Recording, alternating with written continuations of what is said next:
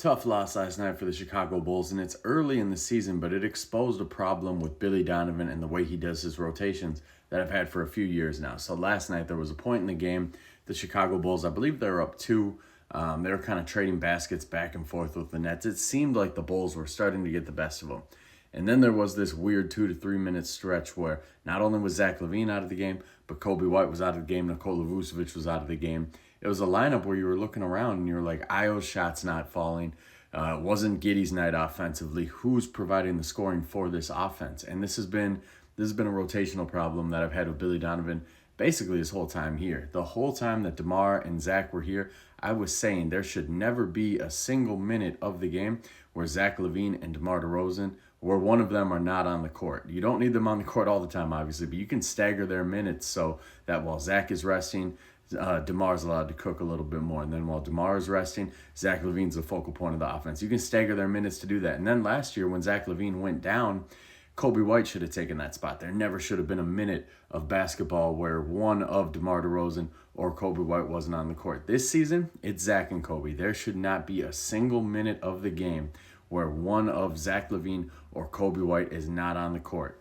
We need that shot creation. We need that shooting.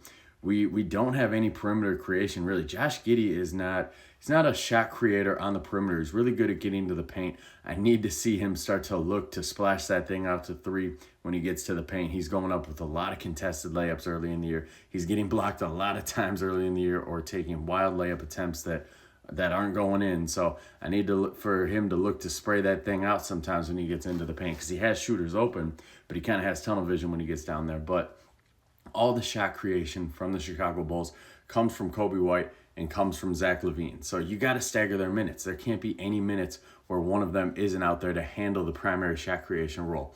And the way Vucevic is playing this year too, you could put him in that role as well. If you're going to rest both Zach Lavine and Coby White, then you could have Vooch out there, but then you're going to play a slower game where you're dumping it into the post again to him and you're letting him cook. Against the Nets last night, that would have worked fine. He was cooking everybody. It didn't matter if it was Claxton, if it was Clowney, whoever was on him, he was cooking them. That's not always going to be the case. Vooch has been really good this year. He's been really efficient this year.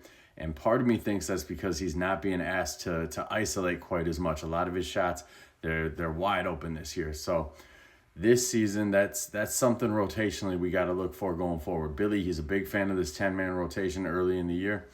He likes doing things his way. That, like I said, this is something that I've been saying dating back to the Zach and DeMar days. But it's something that the good offensive coaches out there, they've been doing for a long time. They've been staggering their guys' minutes, their ball creators' minutes, so that when one of them needs to rest, the other one gets more of an opportunity to cook. And then there's no minutes out there where there's not an on-ball creator. So something to look for going forward is how we're going to manage the rotation and how we're going to feed Zach and Coby. Let me know in the comments what you guys think about the Bulls game last night, what you think they should do about this rotation problem.